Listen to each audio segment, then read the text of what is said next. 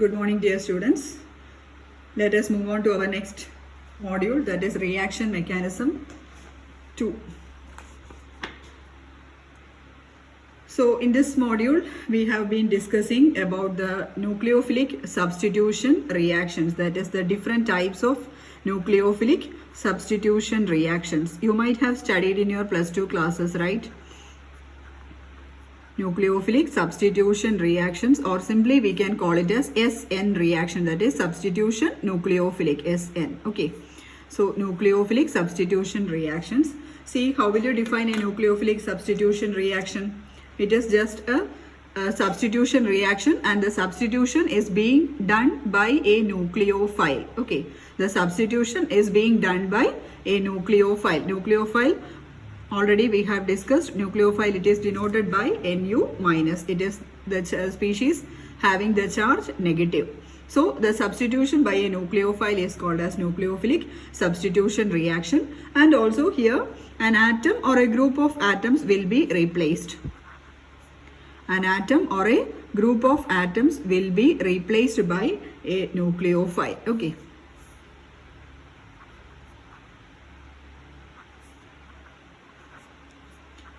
An atom or a group of atoms will be replaced by a nucleophile, that is called as nucleophilic substitution reaction, and this is the simplest definition for a nucleophilic substitution reaction. Okay, and also in SN means S stands for substitution and N stands for nucleophilic. S stands for substitution and N stands for nucleophilic.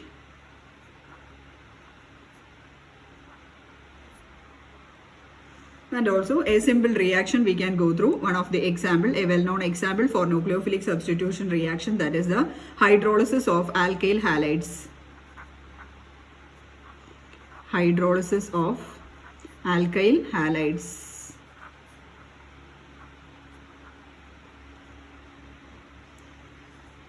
See here, alkyl halides, it is denoted by Rx, alkyl halide. R stands for alkyl group and X stands for halides. Okay, so this is an alkyl halide plus a nucleophile when it is attacked by a nucleophile. So here the nucleophile is OH minus, Nu minus. It's an alkali. Okay. Let it be sodium hydroxide or potassium hydroxide. Okay, so here this X will be replaced by this OH minus. So X will be the, or X minus will be the leaving group, and OH minus will be the approaching group, or the nucleophile which is substituting here. So this compound becomes ROH plus X minus. A very simple reaction. Okay, this is halide ion. This is alcohol, ROH. OH functional group means it is an alcohol. X minus is the leaving group.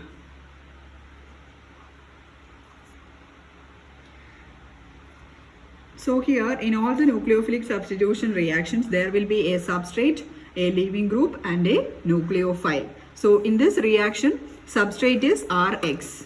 Okay. In all the nucleophilic substitution reactions, there will be a substrate, a leaving group and a nucleophile. So these three constitutes a nucleophilic substitution reaction. So in this reaction, Rx is the substrate,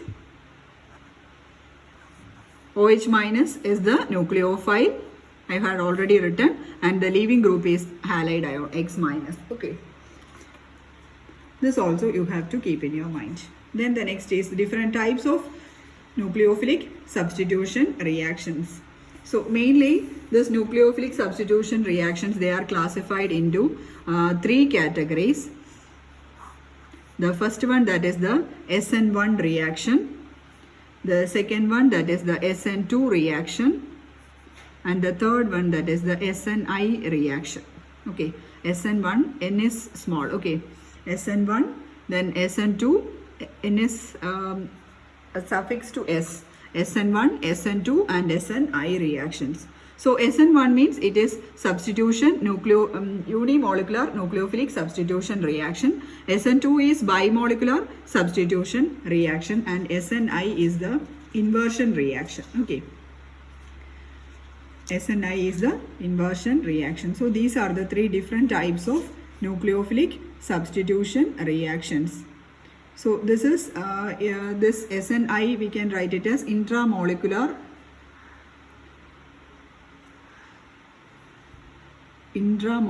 or internal nucleophilic substitution reactions.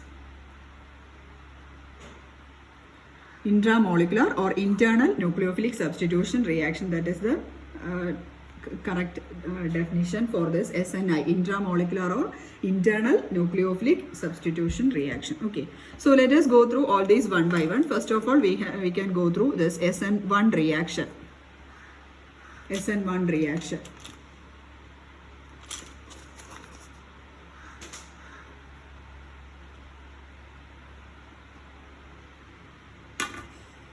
See here, suppose I am writing one example, that is CH3, CH3, CH3Cl.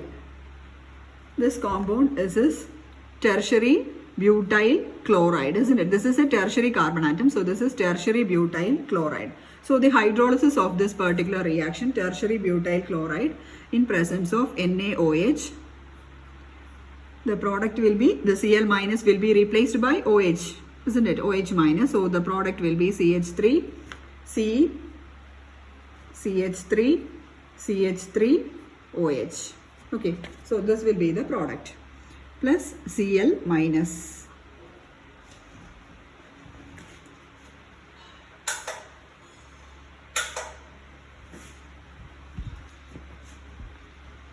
Plus Cl minus.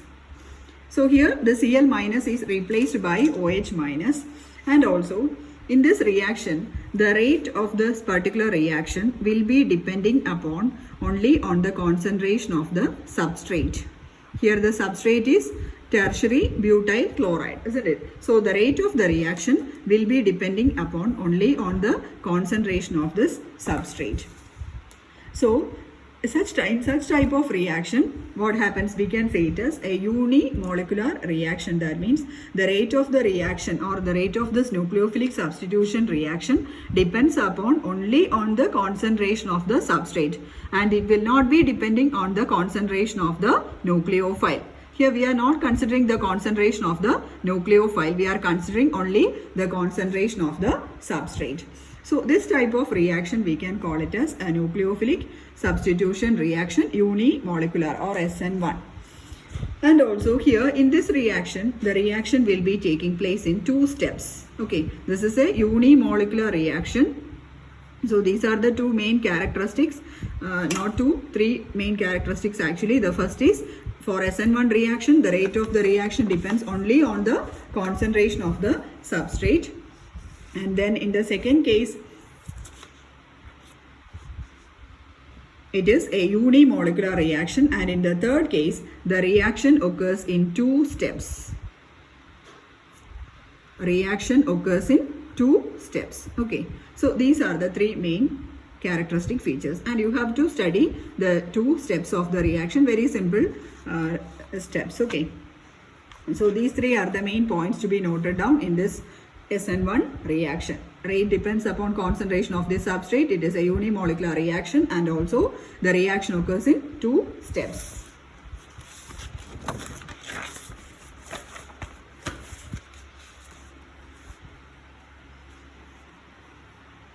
So we can go through the first step.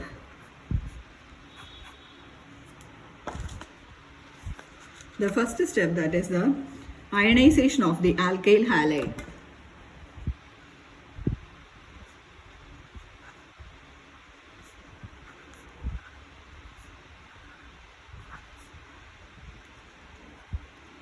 Ionization of the alkyl halide.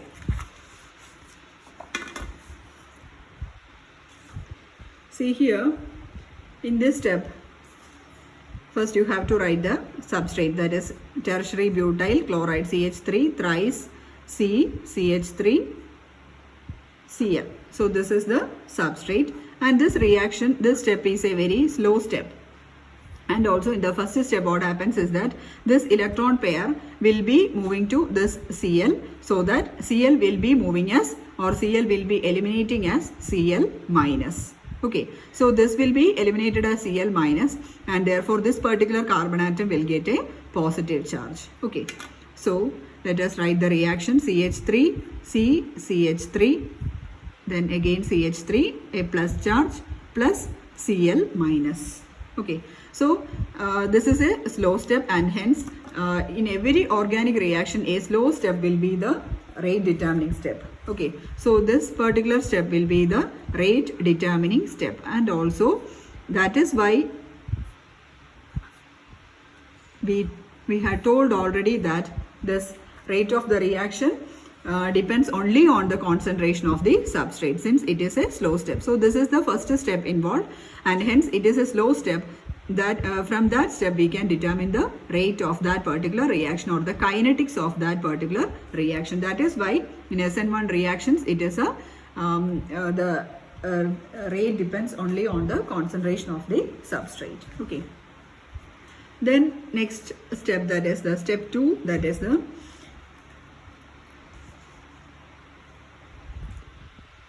reaction of carbocation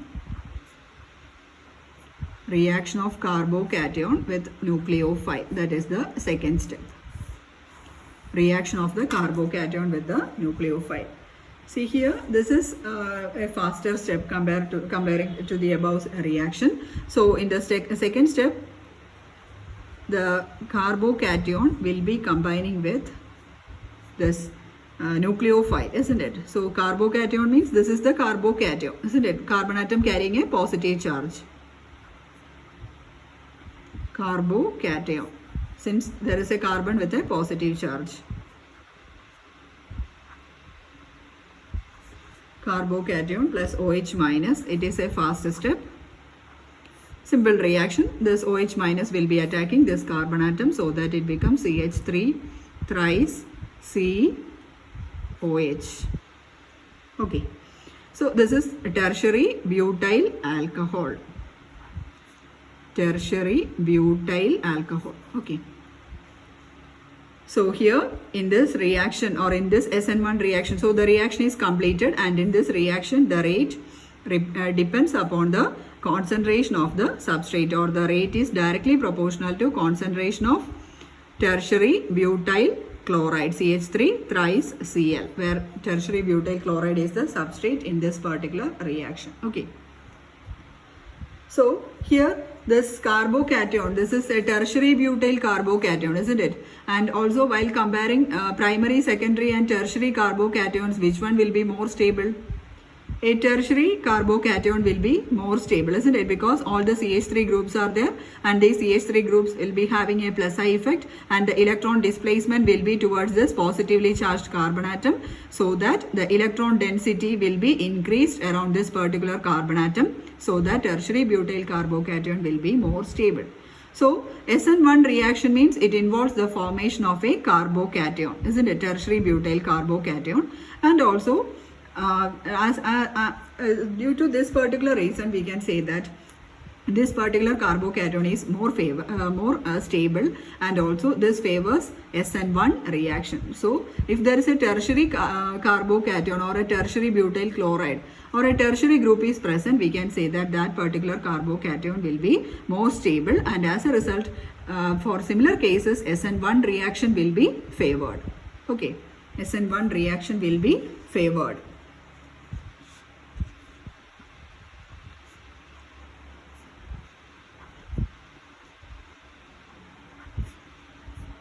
Stable tertiary carbocation is formed. SN1 reaction is favored due to the formation of a stable tertiary carbocation. Okay, that point also it is very important. So this SN1 reaction, SN2, SNI reactions, all these are very important, and also the stereochemistry is also very important. Okay, next we have to go through the stereochemistry of SN1 reaction. Stereochemistry of SN1 reaction. This stereochemistry, it is very interesting, at the same time very important also. See, during this reaction, during this SN1 reaction, see what happens is that I am writing this stereochemistry. I am going straight to the example. CX, this is an alkyl halide. I am substituting all this. See, it is a tertiary butyl chloride, isn't it? So I am replacing all these CH3 in terms of R, R dash and R2 dash. Okay, all CH3 groups are replaced by R, R dash and R2 dash. So that you are able to identify the stereochemistry of that particular alkyl groups, or the arrangement of that alkyl groups after the reaction. Okay, so we are substituting the CH3 groups by R, R dash and R2 dash. Okay, so this is CX. Then 3 alkyl groups are there, and the 3 alkyl groups are at 3 different planes. Okay, so this is R, then this is R dash, and this is R2 dash. So one is represented by a bold line and it is R. Okay, it is in one plane. And another alkyl group, it is represented by dotted lines and it is in another plane, R dash. Okay, then again the third alkyl group, that is R2 dash, it is in another plane, that is it is inside this paper. Okay, inside to this paper, so that is R2 dash. Okay, then alkyl group. Then in the first step, what happens, this X minus will be removed, isn't it? So the electron pair will be moving towards this X, so that it will be removed as X minus. So what happens is that this stereochemistry, or this arrangement of this particular tertiary carbon atom will be completely rearranged. Okay, so that this becomes a C plus, isn't it? It becomes a carbocation. And so what happens is that this alkyl group will be coming at this position. Okay, R. Then the other alkyl group, R dash, it will be remaining as such, and again this R2 dash, it will be moving like this, that is R2 dash. Okay, so what happens is that, see, this particular alkyl group will be moving to this direction, and also these 3 alkyl groups are in the same plane. This will be having a planar geometry. This particular carbocation will be having a planar geometry, and also the bond angle will be, this is a trigonal planar geometry, isn't it? And also the bond angles will be 120 degree each other, and also it will be having a planar geometry. Then the next step, what happens, the nucleophile will be attacking this particular species. Okay, so while the nucleophilic attack takes place, this is a planar species, isn't it? A planar carbocation. So what happens is that this particular nucleophile can attack either from the front side or from the back side. Okay, this particular OH minus, either it can attack from the front side or it can attack from the back side. Okay, suppose say if this OH minus, if it is attacking from this particular side, okay, from this side, if this OH minus is attacking, so what happens? If the attack, it is from back side, so this OH will be coming at this position, isn't it? OH, then this carbon atom, then again, see what happens is that this form, it will be inverted. That means just you are opening an umbrella.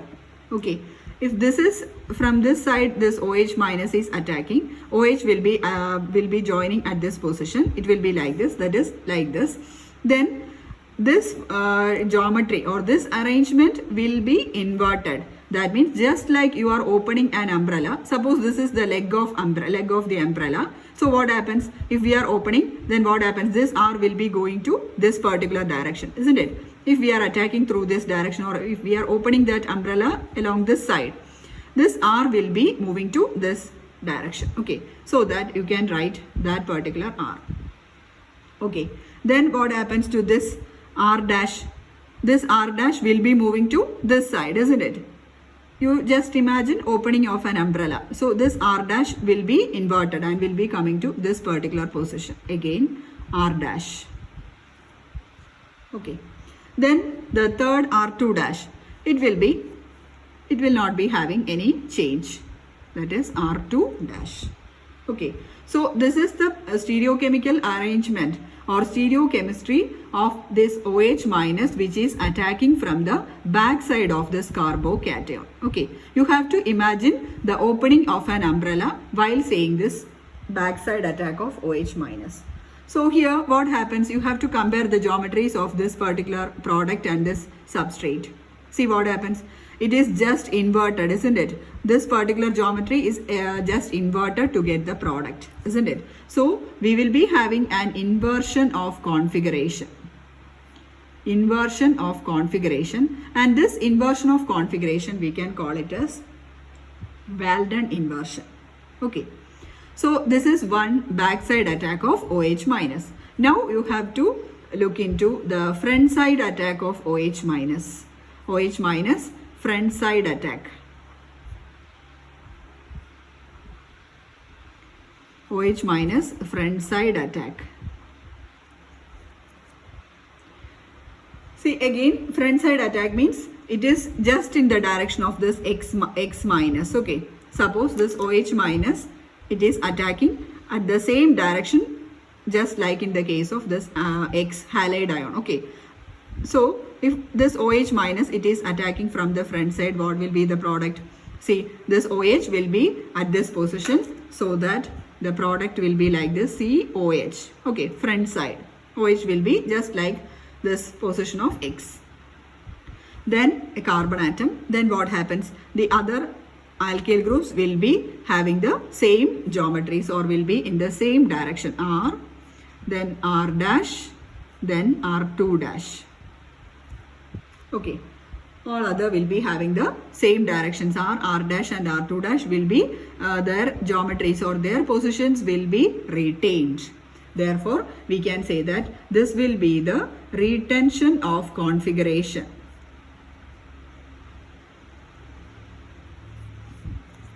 Retention of configuration. Okay, so we have got two different products, and one is inversion of configuration and the other one is retention of configuration. Okay, and also here in this SN1 reaction, this inversion of configuration has got a preference, has got a more preference. Okay, so even though it is written in your textbook as 50% products each, 50% products means we have got an inverted configuration as well as retention of configuration. That means here racemization takes place. Racemization, that means we will be having a mixture of products. That means inverted configuration plus retention of configuration, even though a slight preference will be for this inversion of configuration. Okay, a slight preference will be for this inversion. So this reaction or in SN1 reaction, what happens? Racemization takes place. That is another important point to be noted down. That means if it is a racemized product, we can say that it will be an optically inactive product. You will be studying all these in detail in your stereochemistry chapter. So it will be an optically inactive product if it is a racemized one. That means there will be inverted configuration as well as retention of configuration. Okay. So this is about the stereochemistry of SN1 reaction. So while drawing this inversion, you have to remember the case of umbrella. Umbrella for inversion of configuration. Okay, you just note down that point also. Then you just remember the opening of an umbrella for the inversion of configuration or for the backside attack. If it is from the backside attack, you have to remember opening of an umbrella.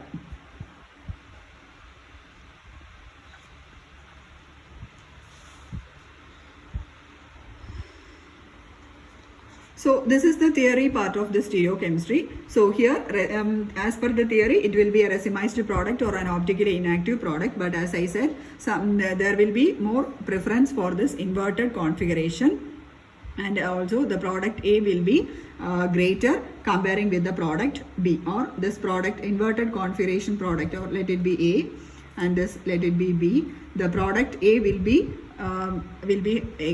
exceeding while comparing with that of this product B.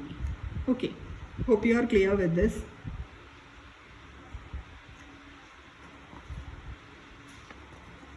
So next is we can move on to SN2 reactions. Okay, that I will do in the next video. Thank you.